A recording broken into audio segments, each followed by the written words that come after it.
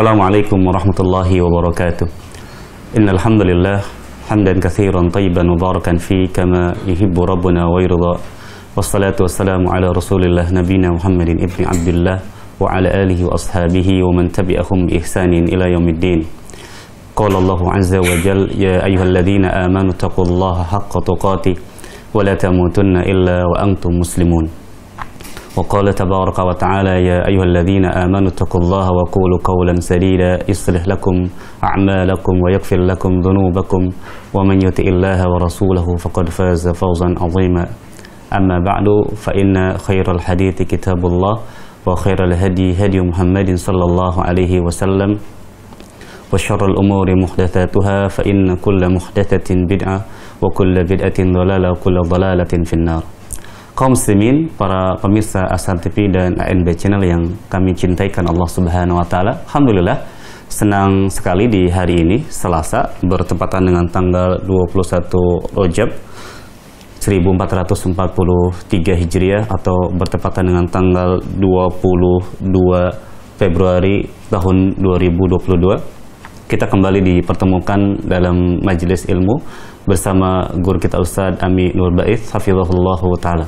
Di pertemuan ini kita masih membahas tentang soal jawab seputar ilmu waris, dan alhamdulillah ini adalah kali pertemuan ketiga kita bersama Ustadz, dan insya Allah nanti kita akan memberikan kesempatan bagi antum semua yang ingin bergabung dan bertanya terkait pembahasan kita di kesempatan pagi hari ini.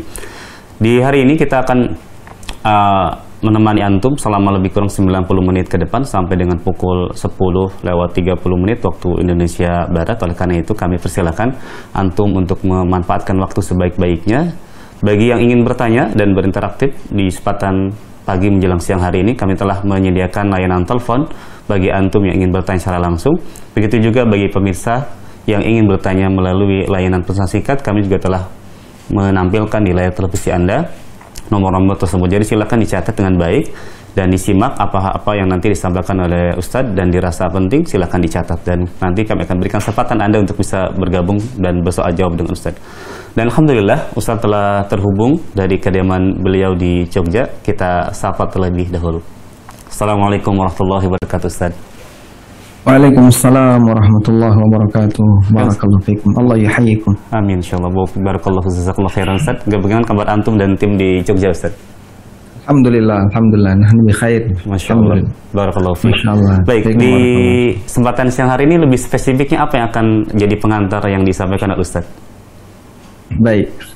Jadi kita memang sudah membahas cukup jauh tentang masalah ilmu waris sampai pada beberapa pengantarnya, namun ada bagian yang kayaknya terlupakan untuk kita singgung, yaitu sebelum pembagian warisan. Itu adalah tentang masalah wasiat. Karena itu insya Allah di kesempatan kali ini tidak masalah mungkin flashback ke belakang, tapi biar lebih runut ya, kita akan membahas tentang pengantar wasiat. Baik. Barakallahu fiik, jazakumullah khairan Ustaz atas informasi yang nanti jadi pembahasan kita di kesempatan siang hari ini, dan kami berikan kesempatan seluas-luasnya untuk Ustaz memulai muqaddimah di kesempatan pagi menjelang siang hari ini. Falyatafaddal masykura. Assalamualaikum warahmatullahi wabarakatuh. Alhamdulillahi rabbil alamin, wassalatu wassalamu ala asyrafil mursalin Nabiyyina wa maulana Muhammadin wa ala alihi wa sahbihi ajma'in. Wa ashhadu an la ilaha illallah wahdahu la syarikalah. Wa ashhadu anna Muhammadan abduhu wa rasuluh sallallahu alaihi wa ala alihi wa sahbihi wa sallama tasliman katsira, thumma amma ba'd. Bapak Ibu para pemirsa Ahsan TV dimanapun Anda berada, dan juga pemirsa ANB Channel, semoga Allah Ta'ala merahmati kita semuanya. Syukur alhamdulillah layak kita haturkan kehadirat Allah. Allah memberikan kita kemudahan untuk belajar bersama melalui online, dan semoga Allah Ta'ala jadikan forum online ini forum yang diberkahi oleh Allah, berisi kebaikan yang insya Allah mendatangkan pahala bagi kita semuanya. Dan sebelumnya kami mohon maaf, sedianya acara kajian semacam ini diselenggarakan secara rutin di pekan yang pertama, namun mengingat adanya kendala tertentu sehingga digeser di pekan yang ketiga. Semoga tidak mengurangi semangat kita untuk belajar. Dan insya Allah di kesempatan kali ini yang akan kita pelajari adalah pengantar tentang wasiat. Karena seperti yang kita ketahui bahwa di antara pelengkap dalam kajian ilmu waris adalah pembahasan tentang wasiat. Bapak Ibu yang dimuliakan Allah Subhanahu wa taala, tentang masalah wasiat. Jadi seperti yang telah kita ketahui, Allah Subhanahu wa taala sangat menjaga harta yang dimiliki oleh para hambanya. Dalam arti Allah kasih aturan dan perintah agar mereka bisa semakin maksimal ketika menjaga harta mereka. Ada seorang ulama tabi'in, Sa'id ibn Musayyib. Beliau pernah berpesan, la khaira fi man la yuridu jam'al mali min hillihi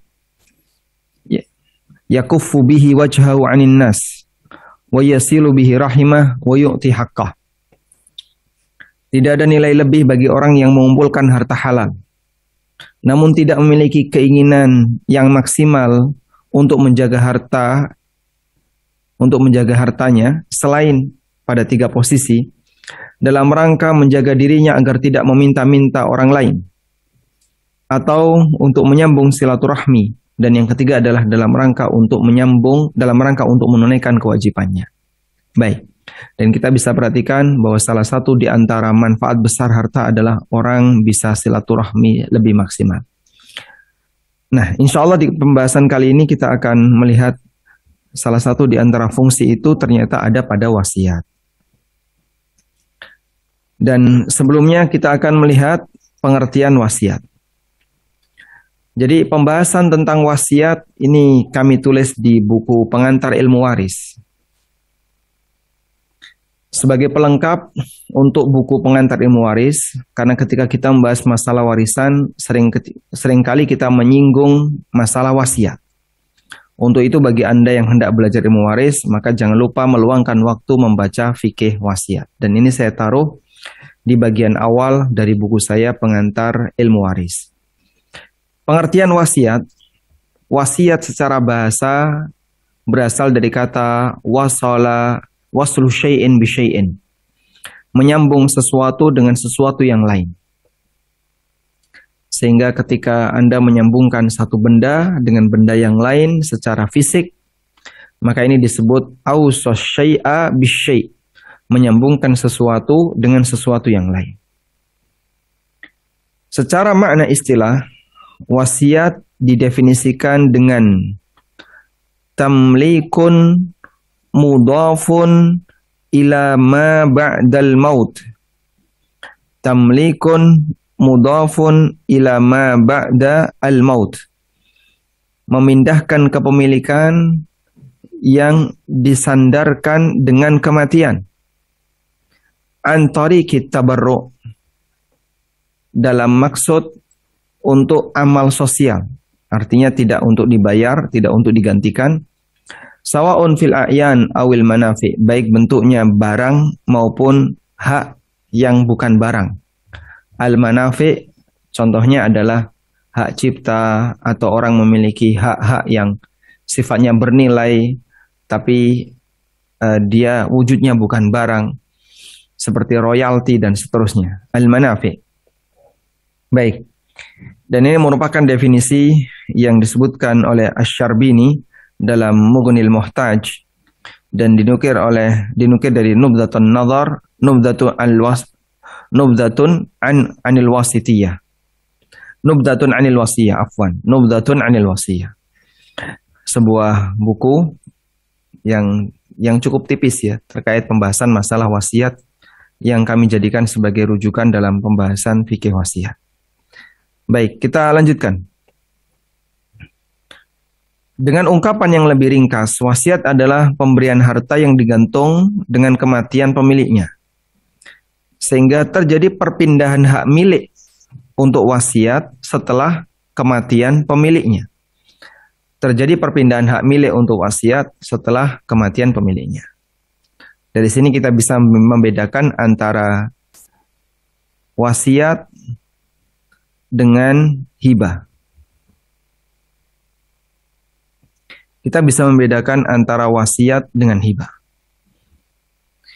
Wasiat ini dinyatakan ketika masih hidup. Wasiat, pernyataan ketika masih hidup.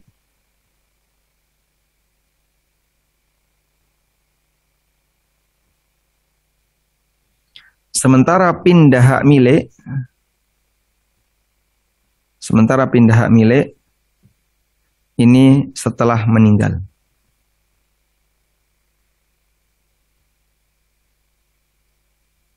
Sedangkan hibah,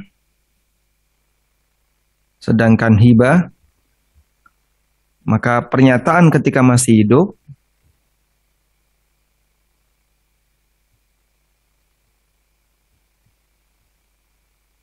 dan ulama mensyaratkan dalam posisi sehat. Juga disyaratkan tidak ada bayangan untuk mati.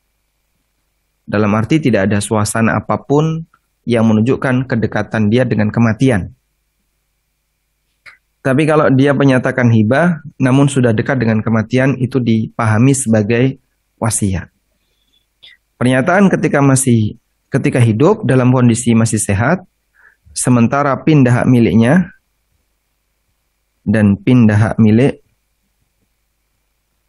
dalam kondisi masih hidup.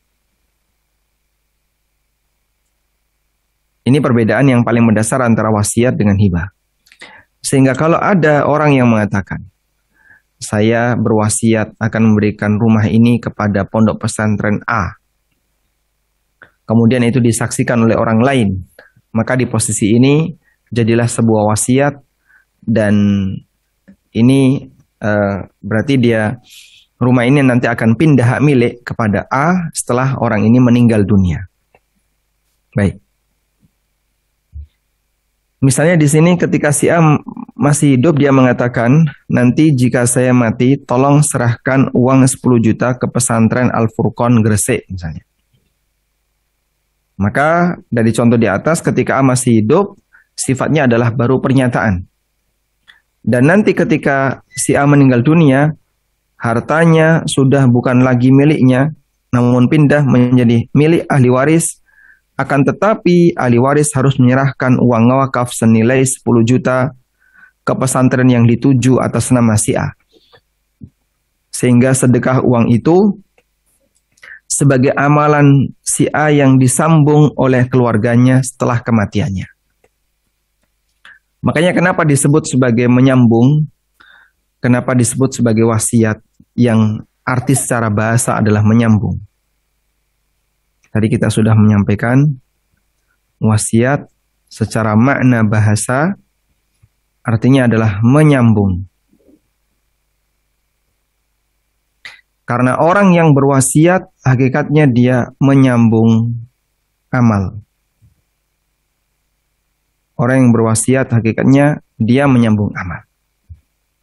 Sehingga ketika dia berwasiat, maka seharusnya ketika dia meninggal dunia, seharusnya dia nggak bisa lagi beramal. Begitu dia berwasiat, maka apa yang telah dia nyatakan waktu masih hidup disambung setelah dia meninggal dunia. Karena itulah wasiat disebut wasiat dari kata wasiat yang artinya menyambung, sebab orang yang berwasiat dia menyambung amal yang itu dikerjakan pasca kematiannya. Baik. Kemudian ada dua bentuk wasiat. Dilihat dari bentuknya, maka wasiat ada dua. Yang pertama adalah wasiat berupa harta atau hak yang bernilai. Wasiat berupa harta atau hak yang bernilai. Contohnya hak cipta, royalti, ini hak yang bernilai. Kalau harta misalnya uang ya, atau properti tertentu dan seterusnya. Hak bernilai bisa diwasiatkan karena hakikatnya termasuk harta. Andai kan misalnya pensiunan itu termasuk di antara hak yang bernilai dan bisa diwasiatkan, maka dia termasuk di antara contoh hak bernilai yang bisa dialihkan kepemilikan dengan cara wasiat. Namun di negara kita kan pensiunan nggak bisa diwasiatkan. Adanya pensiunan terusan, dan itu adalah hak dari keluarga yang dituju oleh lembaga pengelola dana pensiun. Biasanya adalah istrinya. Baik. Kemudian, bentuk yang kedua adalah wasiat berupa pesan moral. Wasiat ini objeknya bukan harta, namun tugas yang harus dilakukan pasca kematian pemberi wasiat. Tugas yang harus dilakukan pasca kematian pemberi wasiat. Sehingga bentuknya bukan harta, bukan sesuatu yang bernilai materi, tapi bentuknya pesan moral. Misalnya, berwasiat agar anaknya yang masih bayi disekolahkan ke tempat A, putrinya yang belum menikah agar dinikahkan dengan B, termasuk pesan agar anaknya belajar agama ke pesantren C, jenazahnya ditangani secara syariat oleh Ustadz X, dan seterusnya. Ini termasuk di antara bentuk wasiat yang sifatnya pesan moral. Dari Ibnu Umar radhiyallahu anhu, Nabi SAW pernah bersabda, "Ma haqqu mri'in muslimin lahu syai'un yusi fihi yabitu thalatha layalin illa wa wasiyatuhu 'indahu maktubah." Tidak dibenarkan bagi seorang muslim yang ingin menyampaikan sesuatu, ingin mewasiatkan sesuatu, namun dia biarkan selama 3 hari, kecuali wasiatnya telah tertulis di dekatnya. Sehingga misalnya Anda melihat, di tengah keluarga Anda ada salah satu ahli waris yang mungkin lemah dari sisi mental, atau misalnya ada salah satu di antara anak kita yang mungkin cukup sulit untuk dikendalikan oleh orang lain, tapi sama kita mungkin dia masih menghormati. Maka ketika dalam posisi kita ingin menyampaikan sesuatu kepadanya, dan agar itu tetap dijaga pasca kematian kita, kita tuliskan dalam wasiat. Saya berpesan, anak saya yang bernama si A, nanti setelah saya meninggal, kamu harus mondok di pesantren X. Atau kamu harus belajar agama, kamu harus seperti ini, dan seterusnya. Ibnu Umar mengatakan, sebagai perawi hadis, "Ma marrat alayya lailatun mundu sami'tu Rasulullah SAW qala dzalika." Ya. Sejak saya mendengar hadis Nabi SAW di atas, malamnya langsung saya tulis wasiat itu, illa wa indi wasiyati, kecuali saya simpan wasiat itu di dekatku. Sehingga tidak berlangsung 1 malam, langsung ditulis oleh Ibnu Umar. Karena kita tidak tahu kapan kita akan mati. Kita nggak ngerti kapan kita akan meninggal dunia. Karena itu ketika Anda punya pesan-pesan moral, maka jika memang itu dirasa sangat penting, segera dituliskan. Jadikan itu sebagai wasiat yang nanti akan diteruskan oleh keluarga Anda yang masih hidup. Baik. Sehingga berdasarkan hadis ini, pada asalnya orang itu boleh menulis wasiat meskipun dia belum kepikiran mati. Orang boleh menulis wasiat meskipun belum kepikiran mati. Misalnya masih muda, masih produktif, dan tidak ada posisi penyakit dalam dirinya. Juga dia belum membayangkan sebentar lagi akan meninggal. Misalnya kan dia tidak melakukan safar yang jauh, atau dia tidak melakukan kegiatan jihad, atau dia tidak dieksekusi kematian, sehingga nggak kebayang untuk mati dalam waktu cepat, dan boleh saja orang itu menulis wasiat. Karena itu tidak disebut sebagai orang yang berharap mati kalau dia menulis wasiat. Kadang ada seorang istri yang takut ketika suaminya nulis wasiat. Ini bapak kenapa kok sudah mikir-mikir kayak gini? Bapak mikir mati dan seterusnya. Bukan. Nabi SAW meminta ketika orang itu mau menyampaikan sesuatu yang penting, dan itu beliau harapkan agar tetap berlanjut terlaksana sampai beliau meninggal dunia pun tetap berlanjut, agar ditulis dalam wasiat. Terlebih ketika wasiat itu berkaitan dengan kewajiban beliau yang belum selesai. Misalnya apa? Punya utang, punya tanggungan, punya kewajiban yang harus ditunaikan. Maka di posisi wasiat untuk tanggung jawab yang belum selesai, seperti ini harus dituliskan. Baik. Sehingga bisa kita buat kesimpulan di sini, wasiat boleh ditulis meskipun belum terbayangkan untuk meninggal dalam waktu cepat, dalam waktu dekat. Ya. Kemudian di antara yang perlu kita perhatikan terkait masalah wasiat, ya, adalah bahwa wasiat itu disimpan di dekat kita agar terjaga dengan baik. Jangan setelah ditulis ditelantarkan, ya, percuma saja. Namun disimpan sehingga ketika orang menemukan tulisan itu di dekat kita, misalnya di bantal atau di, biasanya gini ya, ini kan ada sarung HP nih. Nah, di baliknya ini dikasih tulisan wasiat. Sehingga orang tahu ketika kita meninggal dunia, di balik ini ada kertas tulisan kita. Dan saya pernah lihat ada orang yang nulis wasiat ditaruh di sini. Diselempitkan di apa? Ini namanya apa ini? Di sarung HP ini. Nah. Maka kalau misalnya beliau meninggal sewaktu-waktu, ini tahu orang, ini adalah pesan yang dimiliki oleh sang pemilik HP. Baik. Sehingga wasiat itu dijaga. Wasiat itu dijaga. Dan menulis wasiat tidak sama dengan berharap mati. Bukankah kita berharap mati? Tidak boleh. Betul. Tidak boleh berangan-angan kematian. Tapi menulis wasiat tidak sama dengan berangan-angan untuk cepat mati. Ini dua hal yang berbeda.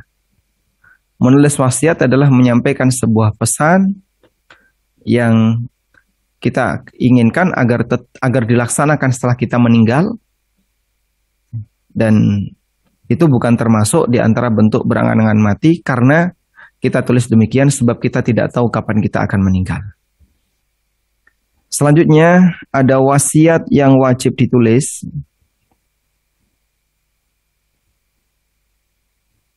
Atau wajib disampaikan, wajib ditulis atau wajib disampaikan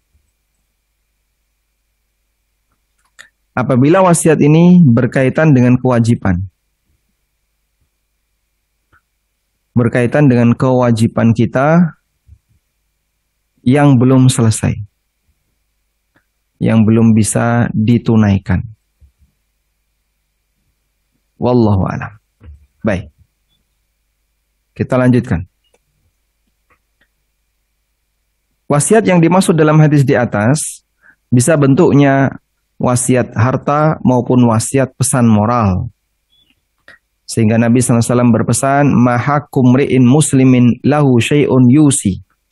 Tidak dibenarkan bagi seorang muslim yang ingin mewasiatkan sesuatu. Yabitu salasa layalin illa wa wasiyatuhu indahu maktubah. Lalu dia biarkan selama 3 hari kecuali wasiatnya telah dia tulis di dekatnya.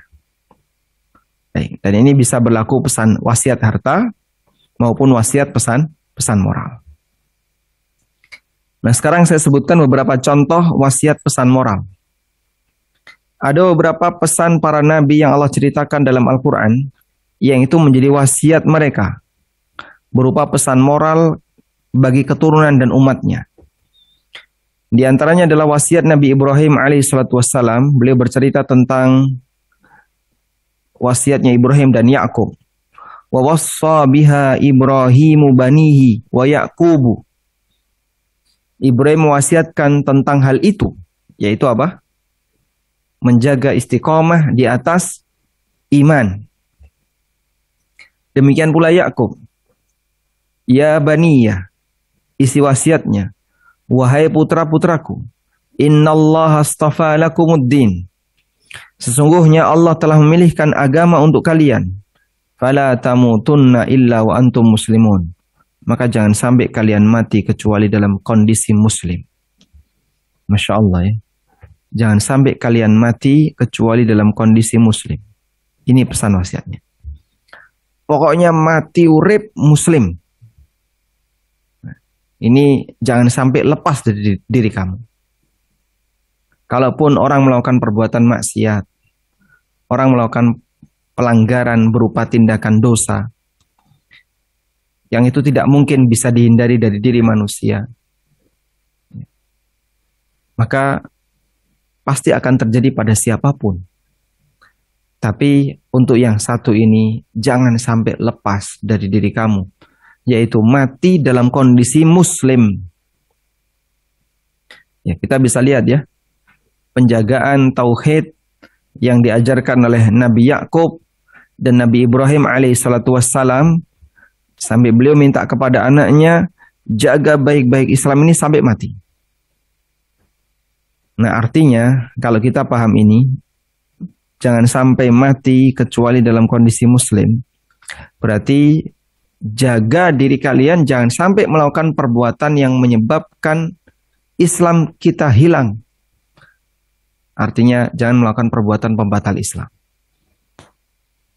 Perbuatan pembatal Islam contohnya apa Pak? Kesyirikan. Ada orang yang nyembah lautan, nyembah gunung dengan cara sajen. Ada yang nyembah yang lainnya. Dia memberikan sesajian kepada selain Allah. Yang sangat disayangkan. Dalam kondisi seperti itu dia meninggal dunia. Dia meninggal dunia dalam kondisi syirik. Dia meninggal dunia dalam kondisi menjadi korban puncak kesesatan yang diajarkan oleh iblis. Yaitu menjadi orang musyrik. Menyembah selain Allah. Waliyadzubillah. Jangan sampai itu terjadi pada diri kita dan keluarga kita. Juga pesan moral yang pernah disampaikan Nabi Yakub secara khusus kepada putra-putranya. Am kuntum syuhada'a idh hadara Yaqubal mautu idh qala li banihi ma ta'buduna min ba'di. Apakah kalian pernah menjadi saksi ketika kematian mendatangi Nabi Yakub? Idh qala li banihi, ketika dia mengatakan kepada putra-putranya, ma ta'buduna min ba'di, apa yang kalian sembah setelah aku meninggal dunia. Ini beda dengan semangat orang yang terlalu cinta kepada dunia. Yang dia mungkin akan mengatakan, ma ta'kuluna min ba'di, apa yang akan kalian makan setelah aku mati. Karena kekhawatiran dia kepada anaknya nggak bisa makan setelah ditinggal mati oleh bapaknya. Nabi Yakub alaihissalatu wassalam, beliau berpesan kepada anaknya, ma ta'buduna min ba'di. Menjelang meninggal dunia, anaknya ditanya, apa yang akan kalian sembah setelah aku meninggal dunia?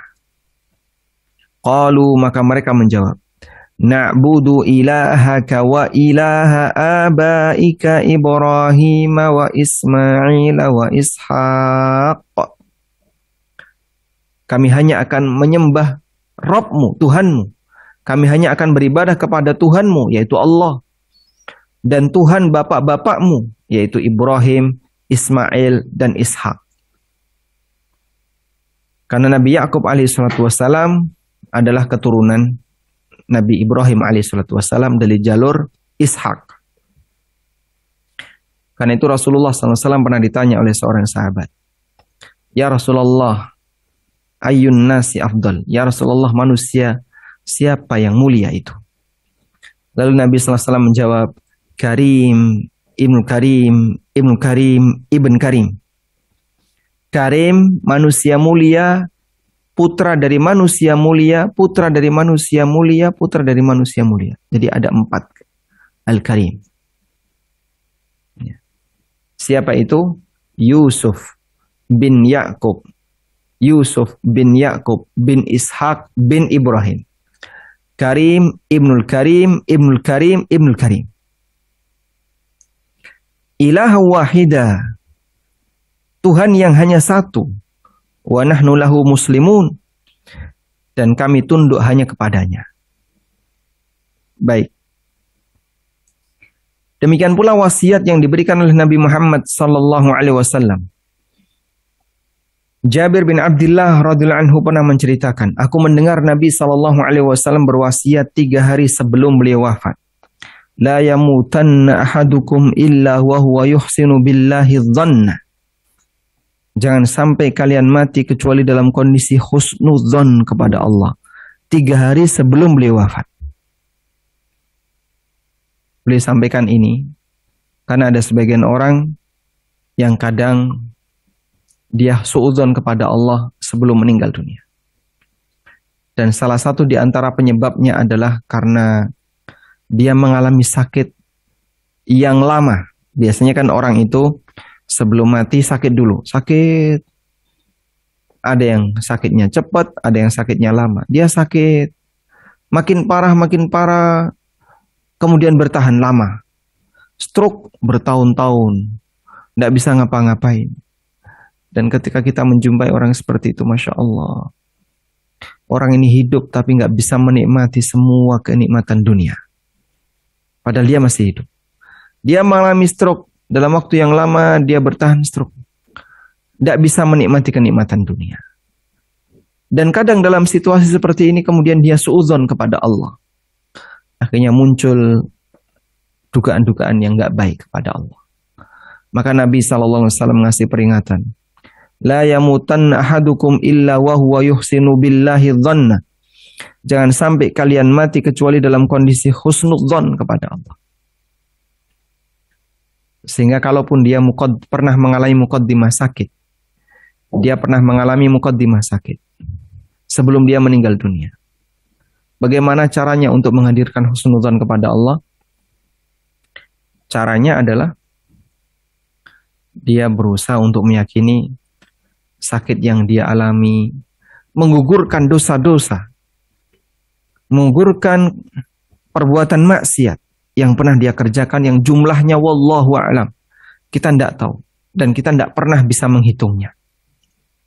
Semoga dengan sakit ini menggugurkan dosa-dosaku. Maka dia husnudzon kepada Allah. Bentuk husnudzonnya, Allah hendak membersihkan aku sebelum aku menghadapnya. Allah hendak membersihkan diriku sebelum aku menghadapnya. Maka saat kita menghadap Allah, hamba yang sakit ini menghadap Allah dalam kondisi bersih dari dosa. Karena itu ketika dia mengalami sakit, dia tetap husnudzon kepada Allah dan menjaga kewajibannya kepada Allah Ta'ala. Dia tidak meninggalkan sholat.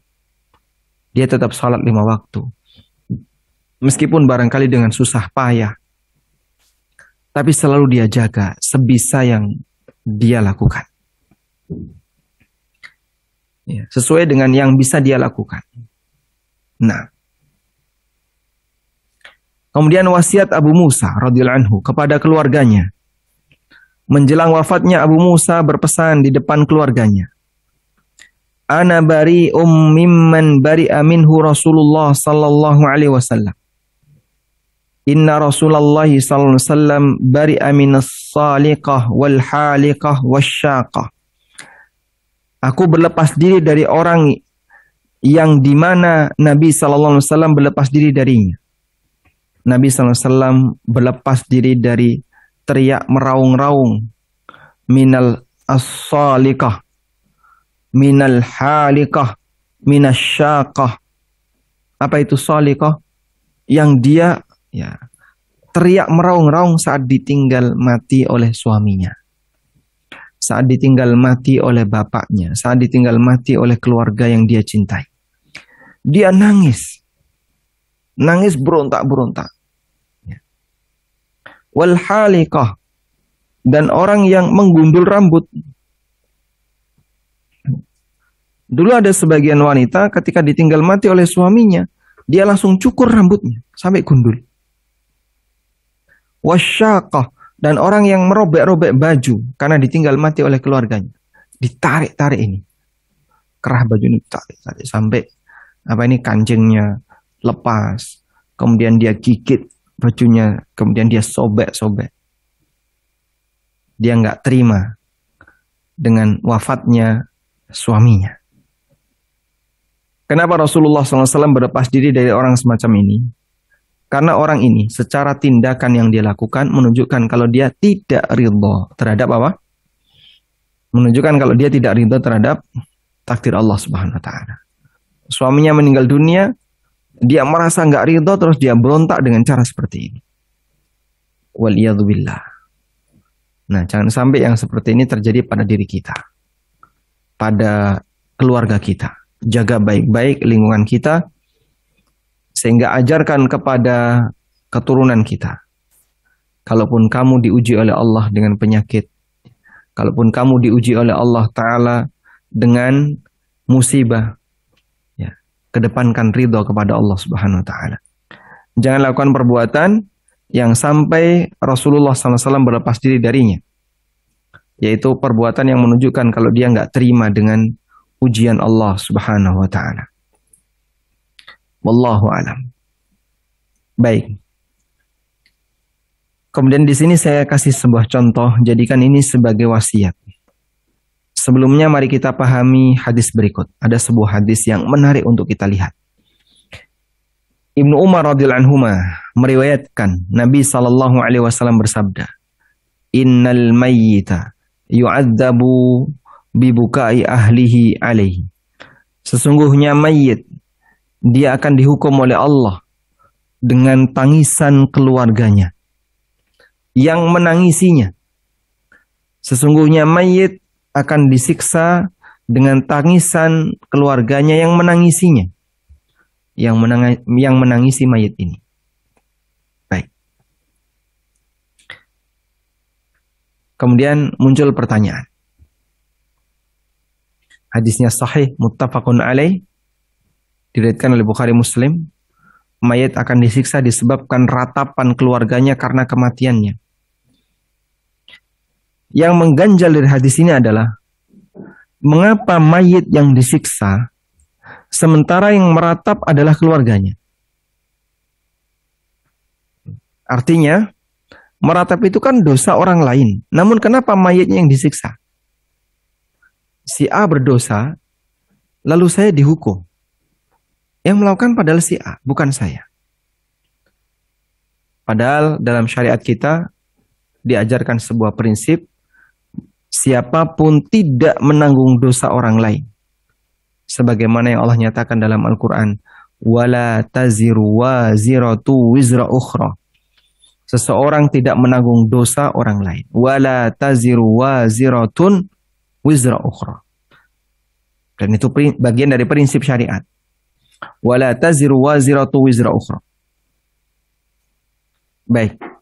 Lalu kenapa mayit itu dihukum disebabkan karena tangisan keluarganya, padahal yang berdosa kan keluarganya? Dalam menjawab kejanggalan ini ulama memberikan beberapa pendekatan. Yang pertama, mayit disiksa disebabkan ratapan keluarganya jika kegiatan meratapi mayit termasuk kebiasaan dan tradisi di keluarganya. Dan ketika dia masih hidup, dia menyetujui kegiatan itu. Bahkan bisa jadi termasuk salah satu pelakunya. Dulu ketika si mayit ini masih hidup, dia juga ikut meratap. Artinya, jika meratai mayit bukan termasuk tradisinya, tapi murni pelanggaran keluarganya, maka dia tidak disiksa. Disebabkan karena itu. Dan ini merupakan pendapat Imam Bukhari. Ini merupakan pendapat Imam Bukhari. Jadi kenapa mayat itu disiksa? Mayat itu disiksa karena ada tradisi seperti ini di keluarganya, dan dia dulu juga ikut seperti itu. Kemudian saat dia meninggal dunia, dia diratapi. Lalu kenapa dia dihukum? Karena berarti dulu ketika di dunia dia menyetujui itu, dan dia sendiri punya bayangan nanti kalau saya mati juga akan disikapi seperti ini. Baik. Dan ini adalah pendapat Imam Bukhari. Dalam sahihnya Imam Bukhari mengatakan, qaulin Nabi sallallahu alaihi wasallam yu'adzabul mayyitu bi ba'di bukai ahli alaih. sabda Nabi SAW bahwa mayit akan disiksa disebabkan tangisan sebagian dari keluarganya karena kematiannya. Kata Imam Bukhari, "Idza kana an-nauhu min sunnatihi." Ini berlaku apabila meratapi mayit termasuk kebiasaannya. Fa idza lam yakun min sunnatihi, kalau tidak ada kebiasaan itu di rumahnya, di keluarganya, fa huwa kama qalat Aisyatu radhiyallahu anha, maka ini sebagaimana keterangan Aisyah radhiyallahu anha, la taziru waziratu wizra ukhra, seseorang tidak menanggung dosa yang dilakukan oleh orang lain. Ya. Kata Ibnu Mubarak, idza kana yanhahum fi hayatihi fa fa'alu syai'an min dzalika ba'da wafatihi lam yakun alaihi syai'. Apabila mayit pernah mengingkarinya ketika dia masih hidup, fa fa'alu syai'an min dzalika, namun pelanggaran itu tetap dilakukan oleh keluarganya ba'da wafatihi, setelah dia meninggal dunia, lam yakun alaihi syai'un, maka si mayit tidak berdosa. Baik. Kemudian pemahaman yang kedua. Hadis ini berlaku bagi mayit yang pernah berwasiat agar kematiannya diratapi. Termasuk kebiasaan orang Arab, mereka berwasiat agar kematiannya diratapi oleh keluarganya. Dan itu dianggap sebagai bentuk memuliakan mayit. Karena itu ancaman dalam hadis ini berlaku untuk orang yang berwasiat agar dirinya diratapi. Jika dia tidak pernah berwasiat, maka tidak mendapat hukuman ketika keluarga meratapinya. Menurut An-Nawawi, ini merupakan pendapat jumhur ulama. Jadi kenapa mayit disiksa? Kalau menurut keterangan An-Nawawi, karena dia berwasiat, karena dia berpesan, nanti kalau saya meninggal dunia, tolong saya diratapi. Dan sebagian ulama menambahkan, jika di sebuah daerah meratapi mayat termasuk tradisi mereka, sementara mayat tidak pernah berwasiat kepada keluarganya agar meninggalkan tradisi itu, maka dia juga menanggung dosa. Karena diam saja dalam hal ini sama halnya membiarkan mereka melakukan pelanggaran itu. Dan ini merupakan pendapat Dawud Az-Zahiri dan beberapa ulama yang lainnya. Baik. Jadi jamaah dimulakan Allah Subhanahu wa taala, kita membahas tentang mengapa mayit disiksa disebabkan pelanggaran keluarganya karena kematiannya. Jadi yang mati adalah mayit ini, lalu keluarganya melakukan pelanggaran terhadap dirinya, dan mayit ini ikut disiksa. Maka di situ ada 3 pendekatan yang disampaikan oleh para ulama. Pendekatan yang pertama, ya, karena pelanggaran itu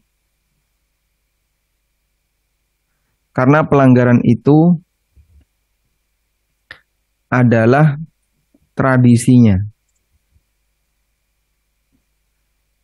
Sehingga karena tradisinya berarti dia setuju, maka si mayit setuju dengan praktek itu. Bahkan dia membiarkan keluarganya melakukan praktek itu. Ini pendapat yang pertama. Dan ini pendapat Imam Bukhari. Yang kedua, karena mayit berwasiat untuk melakukan pelanggaran itu. Mayit berwasiat untuk melakukan pelanggaran itu, sehingga menjadi dosanya.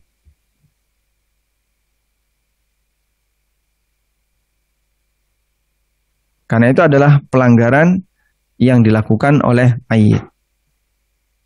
Sebab itu wasiatnya. Kemudian yang ketiga adalah keterangan Daud Adh-Dhahiri. Ya. Dalam keterangan Daud Adh-Dhahiri di situ disebutkan ada tradisi sementara mayit tidak pernah berwasiat kepada keluarganya untuk meninggalkannya. Maka jika pelanggaran itu dilakukan, mayit kena dosanya. Ya. Karena diam saja dalam hal ini membiarkan sama dengan membiarkan pelanggaran. Ada potensi pelanggaran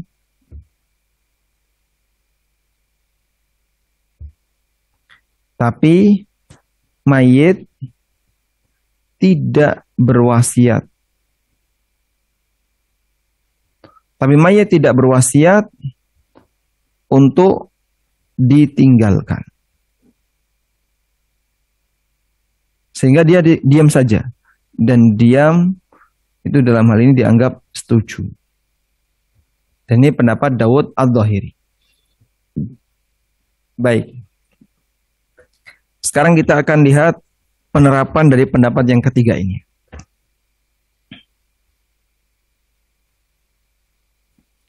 Meratapi mayat termasuk pelanggaran ketika ada kematian.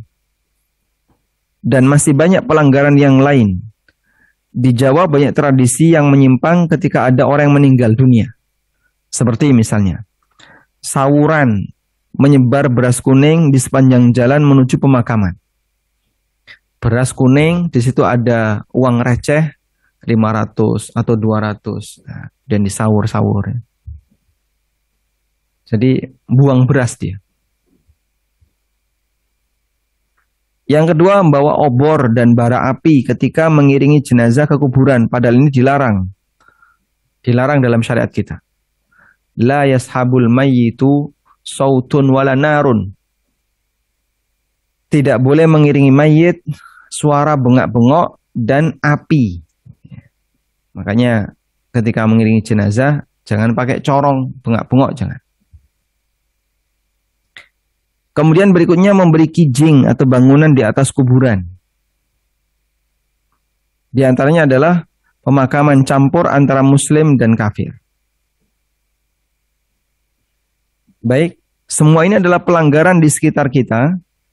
Maka kalau bisa jangan kita lakukan. Nah, bagaimana kalau tradisi seperti itu ada di masyarakat kita? Kita sebagai seorang muslim yang baik, yang paham kalau ini adalah pelanggaran, berwasiatlah kepada keluarga. Tolong nanti saya kalau meninggal dunia, kuburan saya jangan dikijing. Kijing itu dikasih nisan ya. Dikasih nisan sehingga permanen. Kuburan saya jangan dikasih hiasan, jangan dikasih rumah-rumahan, jangan. Kemudian ketika ngantar jenazah saya ke kuburan, jangan pakai sawuran, jangan membawa obor, dan seterusnya. Nah, termasuk di sini yang ingin kami tegaskan.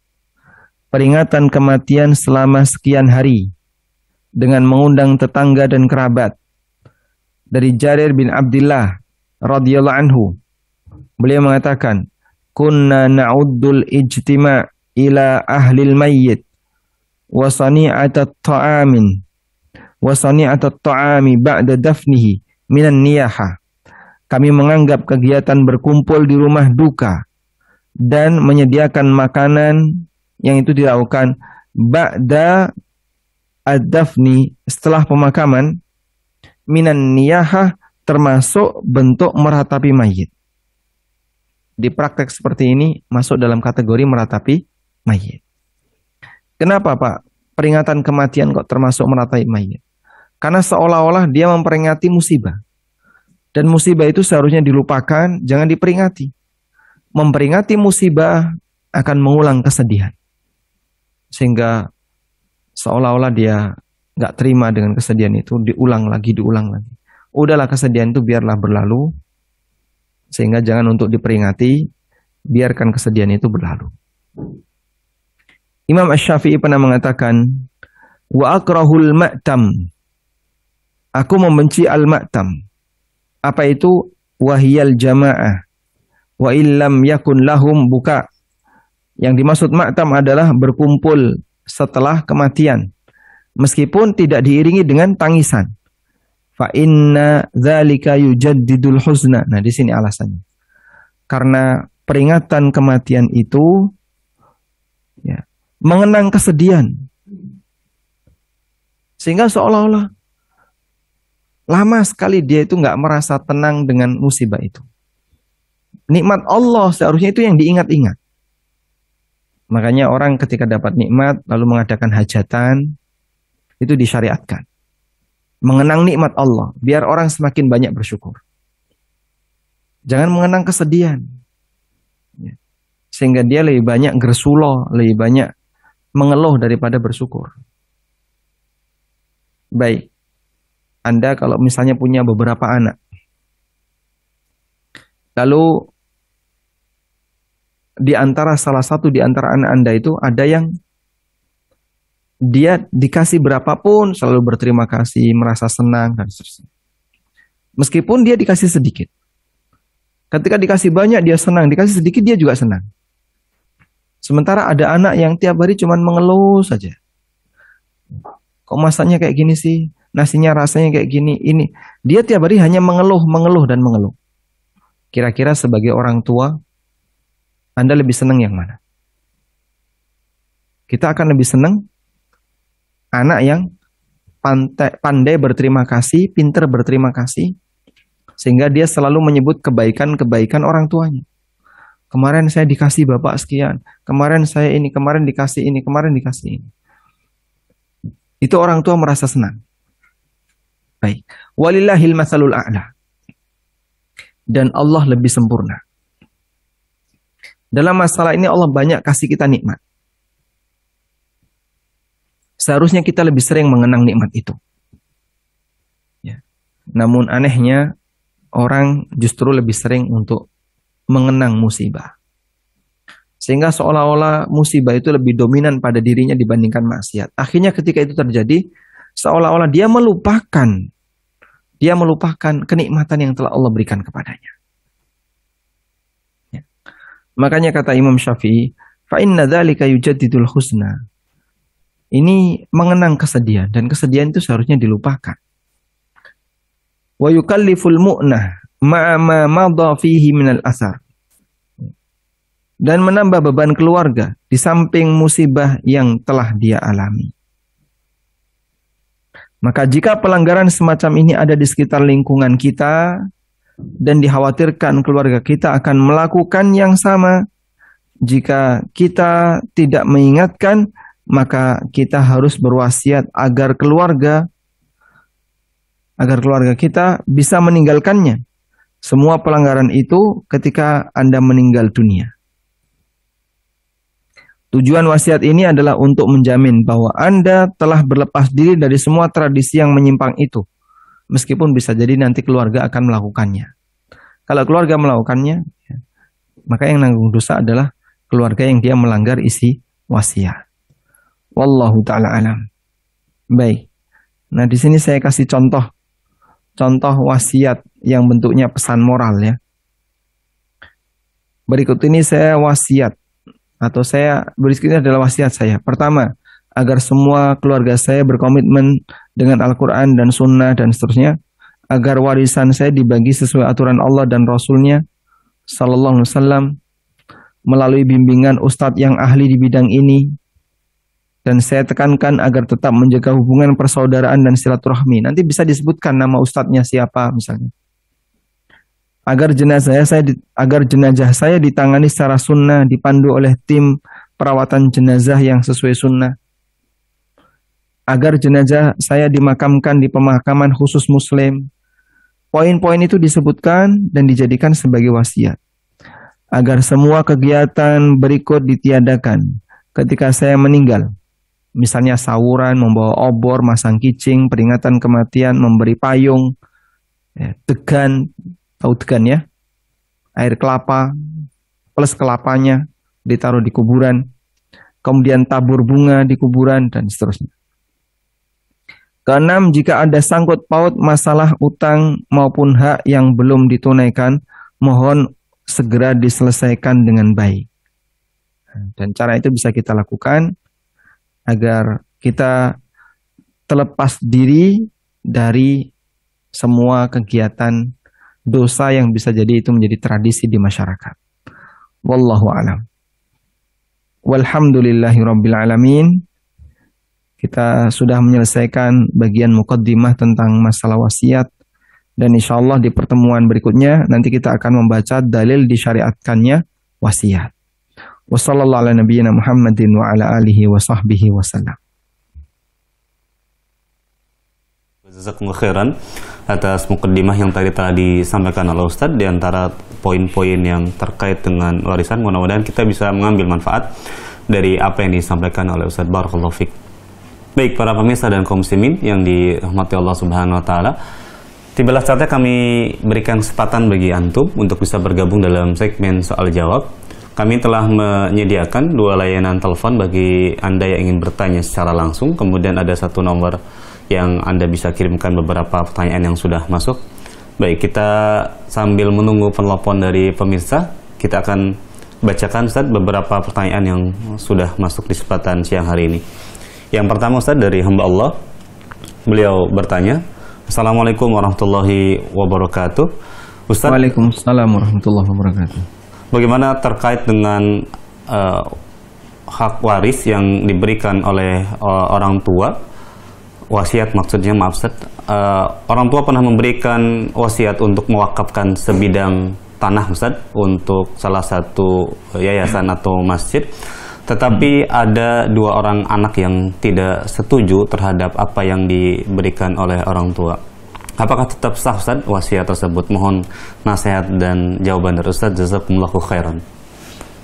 Wa jazakumullahu khairan.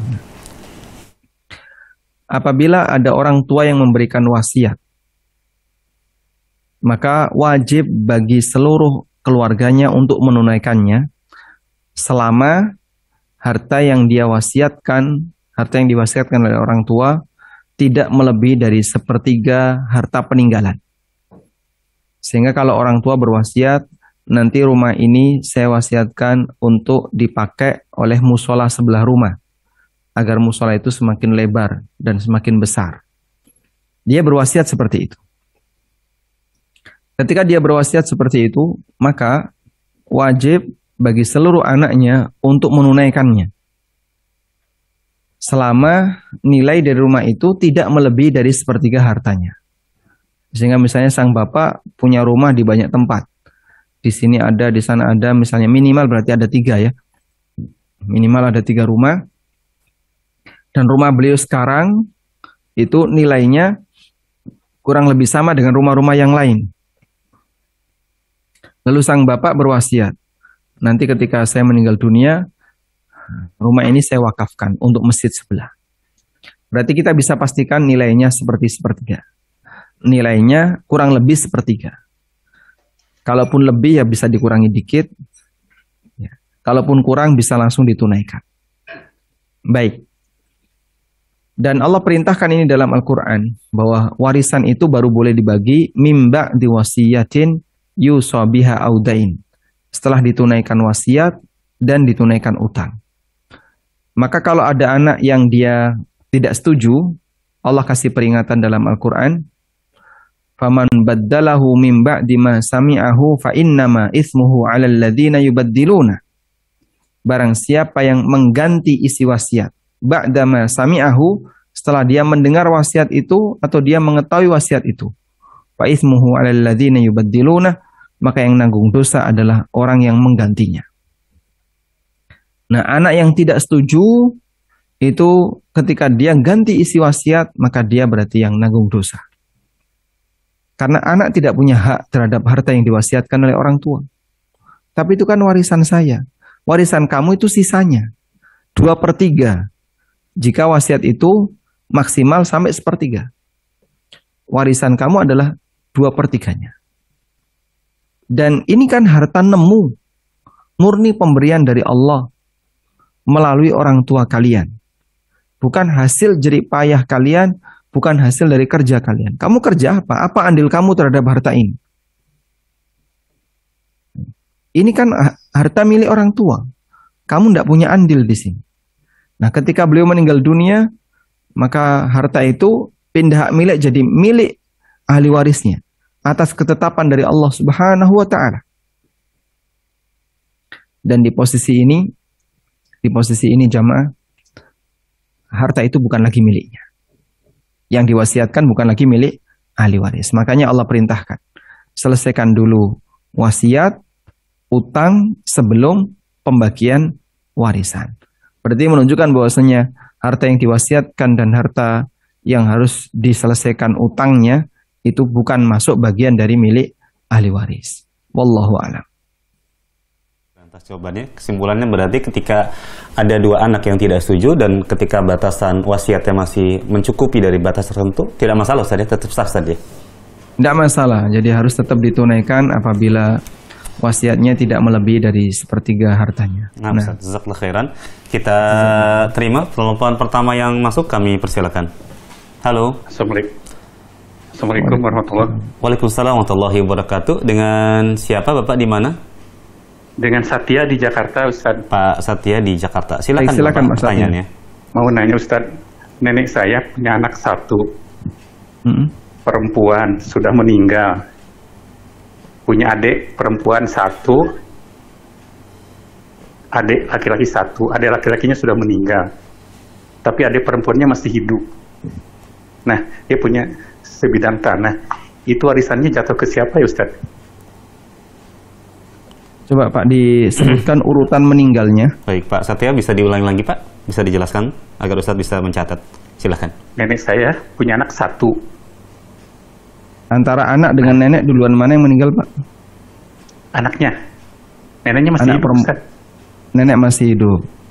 Bapak Iya. berarti cucu dari anak perempuan ini ya? Betul. Baik. Ya. Ibu Anda sudah meninggal, nenek masih hidup. Kemudian ada Nenek saya saudari. punya adik satu. Adik kandung satu perempuan. Masih hidup. Masih hidup. Ya.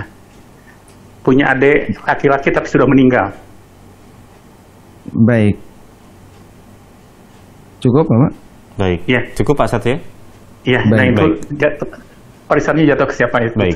Terima kasih. Warisannya Assalamualaikum jatuh ke siapa? Baik, setelah khairan Pak Satria, silakan Ustaz. Baik. Baik, kalau dari skema yang disebutkan tadi oleh beliau,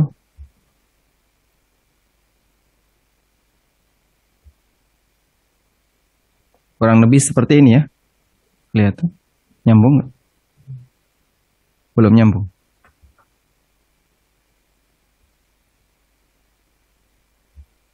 Saya ulang share kontennya.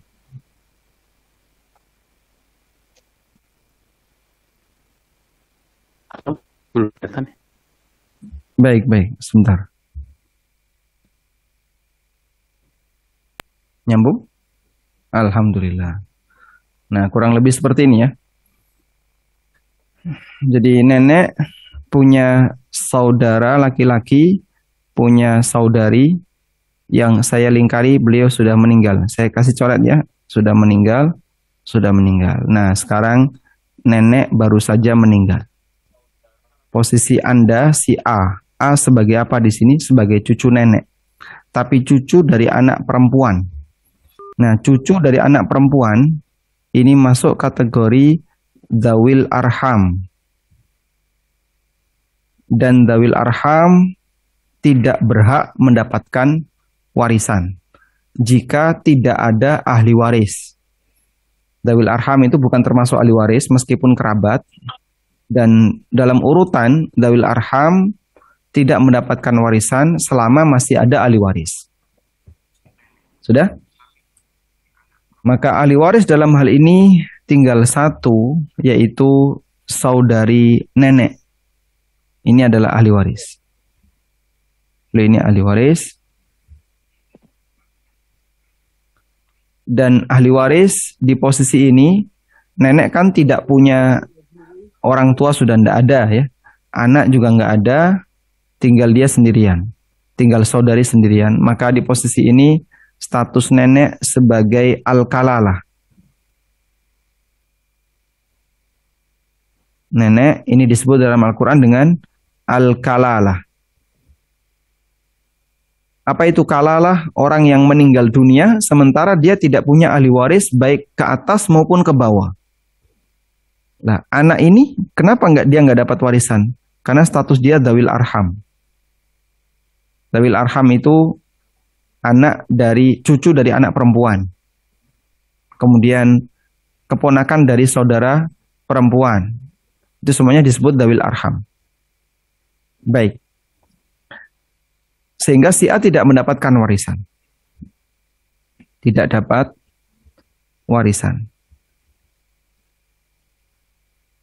Nah, selanjutnya yang jadi warisan adalah saudari, cuman sendirian.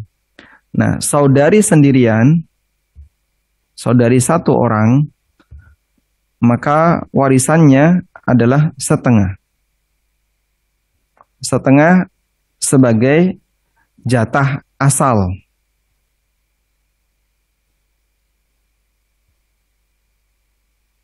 Nah, masih sisa setengah.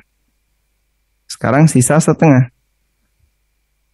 Sisa setengahnya di sini sebagai rot. Rot itu pengembalian. Rot itu pengembalian. Karena masih sisa, maka dia sebagai pengembalian. Kemana dia dikembalikan? Dikembalikan kepada ahli waris juga. Sehingga saudari yang satu orang ini mendapatkan seluruh jatah warisan fardhon wa raddan. Sebagai jatah asal dan sebagai pengembalian. Wah, berarti cucunya nggak dapat apa-apa, padahal kan dia dekat banget sama nenek. Karena secara aturan cucu di sini statusnya dawil arham. Maka dari itu, andaikan dulu nenek paham tentang bagaimana aturan warisan sebelum meninggal, maka sebelum meninggal nenek berwasiat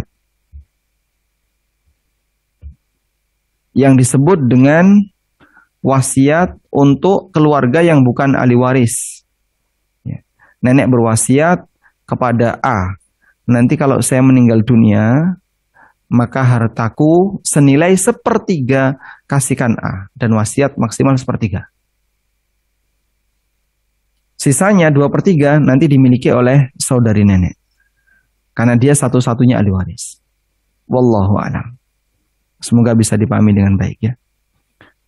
Jadinya kalau kasusnya seperti ini, dan Anda melihat kayaknya kok nggak ada ahli waris yang lain selain saudari, lalu nenek menyadari biar Anda bisa dapat warisan, maka nenek diminta sebelum meninggal untuk berwasiat. Nah, wallahu a'lam. Khairan atas jawaban dari pertanyaan Pak Satria di Jakarta. Baik, kami berikan kesempatan berikutnya penelpon kedua yang sudah terhubung. Kami persilahkan. Halo. Ya, sudah terhubung. Kami persilahkan. Assalamualaikum. Waalaikumsalam warahmatullahi wabarakatuh. Dengan siapa, di mana Ibu? Saya Siti Mariam dari Bekasi. Baik, Bu Siti Mariam di Bekasi. Silakan pertanyaannya. Yang pertama, tadi berbicara tentang berkumpul setelah meninggal dunia ya di dalam waktu duka. Nah, saya sendiri waktu suami meninggal kan banyak nih kerabat yang datang dari luar kota. Nah, mau tidak mau memberikan makan. Apakah itu termasuk sesuatu yang diharamkan gitu ya? Baik, cukup itu saja. Yang kedua, boleh? Baik. Boleh? Yang kedua? Ya, silakan. Bu. Apakah kalau saya mewariskan misalnya ke anak, apakah ada pahalanya? Tidak ya? Mewariskan atau mewasiatkan? Enggak, waris aja. Jadi kan Waris. misalnya saya tidak wasiat, tapi sudah tahu hartanya anak-anak itu ya. Baik. Cukup pertanyaannya, Ibu? Sudah cukup, Baik, barangkali terima baik, kasih. Bu. Jazakallahu khairan katsiran. Baik, Bu Siti Mariam, jazakallahu khairan atas pertanyaannya. Kami persilakan Ustaz, ada 2 pertanyaan yang disampaikan tadi. baik, minta tolong diulang, Nah, Ustaz. Pak Abdurrahman. Yang pertama apa tadi? Yang terkait dengan kumpul-kumpul saat suami beliau meninggal, Ustaz, ada sanak kerabat yang berkumpul dan mau tidak mau sebagai sahibul bait, beliau menghidangkan menu makanan yang tersedia di rumah. Apakah itu termasuk yang perkara yang diharamkan sebagaimana yang dijelaskan oleh Ustaz tadi? Baik. Yang pertama begini. kita perlu memahami perbedaan antara takziah dengan bertamu. Antara takziah dengan dhiyafah. Jadi para ulama menyebutkan kehadiran orang ke rumah kita itu ada banyak latar belakang. Sehingga perlu dibedakan ini ya. Hadir di rumah. Itu ada dua. Ada yang disebut dengan dhiyafah. Ad-dhiyafah. Bertamu. Dan yang kedua adalah at-ta'ziyah. Ini ya bertakziah. Gitu saja. Kalau ad-dhiyafah ini datang dengan membawa suasana kegembiraan. Makanya untuk acara seperti ini identik dengan makan-makan. Sedangkan at-ta'ziyah ini datang dengan suasana kesedihan.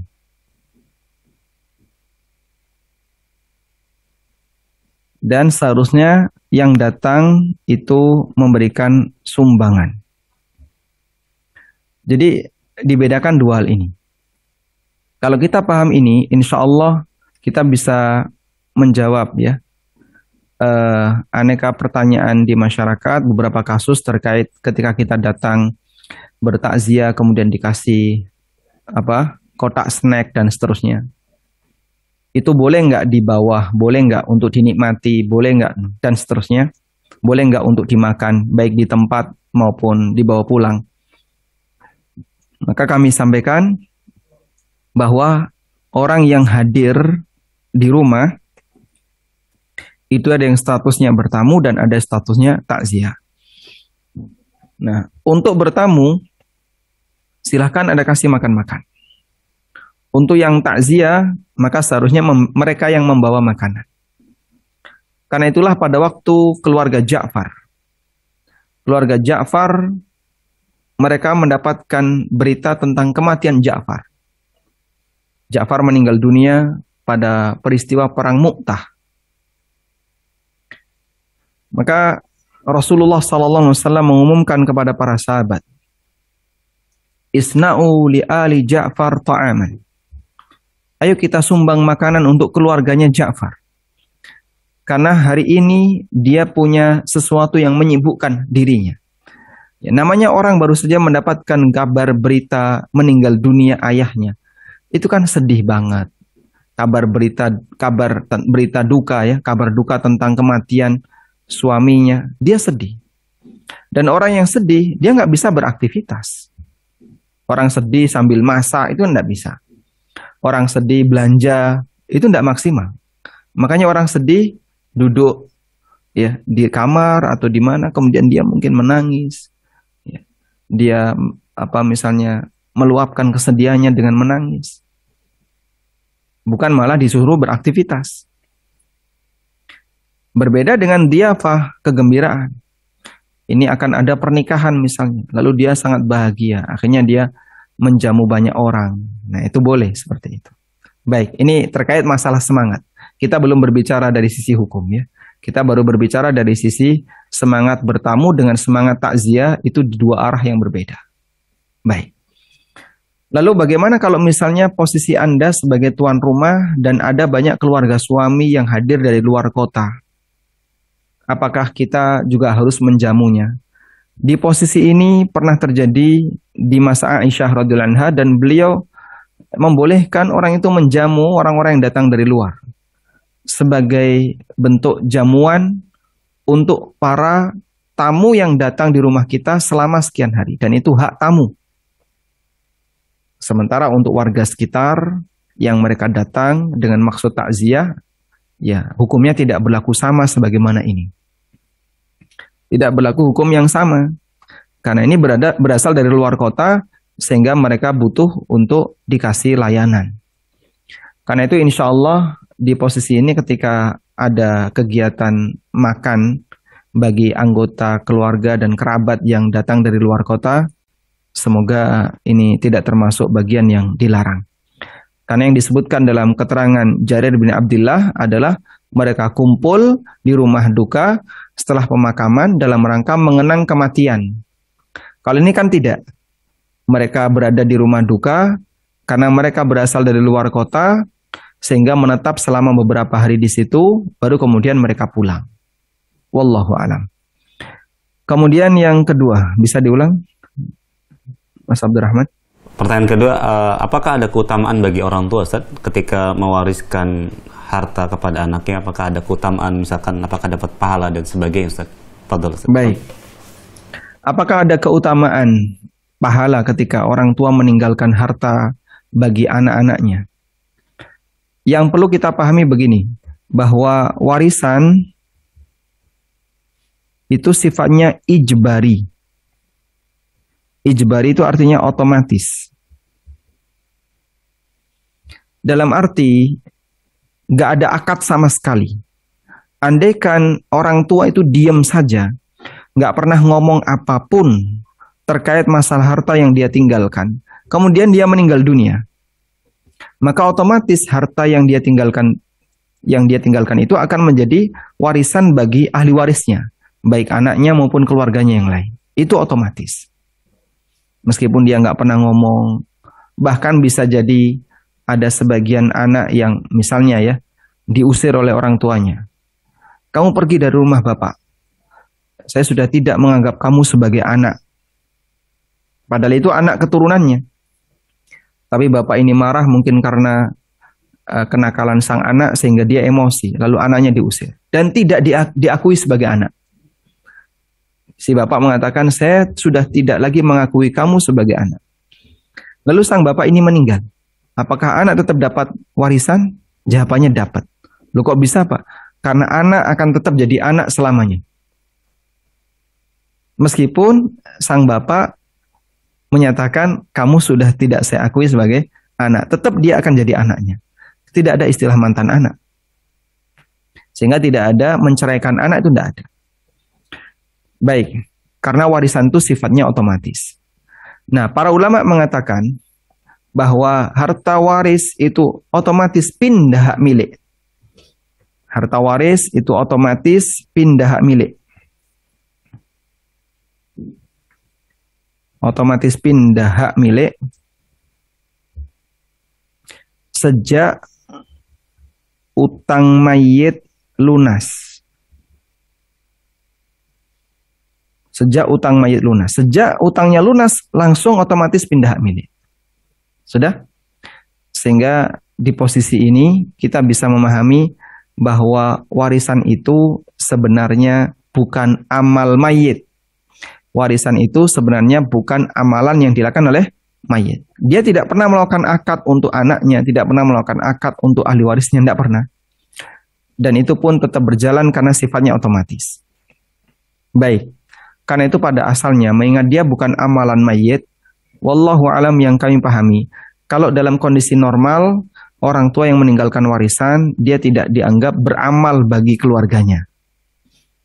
Tidak dianggap beramal bagi keluarganya. Namun, ada satu keadaan di mana memberikan warisan kepada keluarga bisa jadi termasuk amal bagi keluarga, yaitu ketika dia melihat keluarganya tidak mampu. Misalnya, anak istrinya masih kecil-kecil, anaknya masih kecil-kecil, ya, istrinya nggak bisa bekerja misalnya. Lalu dia mengumpulkan harta berharap agar nanti ada simpanan ketika dia meninggal dunia bisa dijadikan sebagai bekal bagi keluarga yang dia tinggalkan. Ketika ada niatan semacam itu, insya Allah diperbolehkan. Dan termasuk bagian dari menjaga kehormatan keluarga agar setelah ditinggal mati mereka tidak meminta-minta. Dan itu motivasi yang diberikan oleh Nabi Sallallahu Alaihi Wasallam kepada Sa'ad bin Abi Waqqas. Sewaktu Sa'ad mau mewasiatkan seluruh hartanya, dilarang oleh Nabi Sallallahu Alaihi Wasallam, setengahnya dilarang, maksimal sepertiga. Wathulusu katsir, dan sepertiga itu sudah banyak. Lalu Nabi Sallallahu Alaihi Wasallam mengatakan, kau tinggalkan keluargamu dalam kondisi berkecukupan. Itu lebih baik daripada kau tinggalkan keluargamu dalam kondisi kekurangan, yatakaffafun nas, lalu dia meminta-minta kepada orang lain. Maka biarkan itu jadi warisan kamu agar dia tidak meminta-minta kepada orang lain. Kalau kondisinya seperti ini, posisinya seperti ini, sehingga Anda punya niat meninggalkan warisan untuk keluarga dengan maksud agar anak-anak dan keluarga Anda nanti berkecukupan sehingga tidak perlu meminta-minta kepada orang lain, insya Allah tidak masalah. Dan semoga ini bernilai pahala dalam rangka untuk menjaga kehormatan keluarga. Wallahu alam, demikian yang bisa kita sampaikan. Semoga menjadi kajian yang bermanfaat. Wassallallahu ala nabiyyina Muhammadin wa ala alihi wa sahbihi wasallam. Nah, Ustaz, barakallahu fiik wa jazakumullahu khairan atas jawaban dari pertanyaan Bu Siti Maryam tadi yang berada di Bekasi.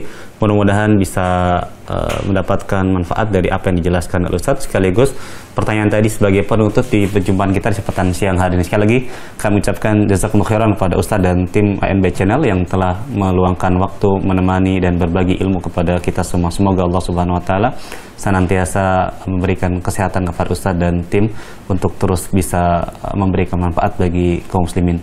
Dan kami ucapkan juga jazakumullahu khairan kepada seluruh kaum muslimin, baik pemirsa Ahsan TV maupun pemirsa ANB Channel yang terus menyimak tayangan kajian ini. Mohon maaf sekali lagi, dari sekian banyak sekali pertanyaan melalui pesan singkat, tidak bisa kami bacakan satu persatu secara keseluruhan karena memang waktu yang sangat terbatas. Insyaallah ta'ala kami persilakan Anda untuk bisa bertanya di sesi dan di waktu yang lain. Barakallahu fiik. Ini saja yang kami sampaikan. Kurang lebihnya kami mohon maaf atas nama tim redaksi. Mohon maaf jika ada kekurangan. Kita tutup pertemuan ini dengan doa kafaratul majlis.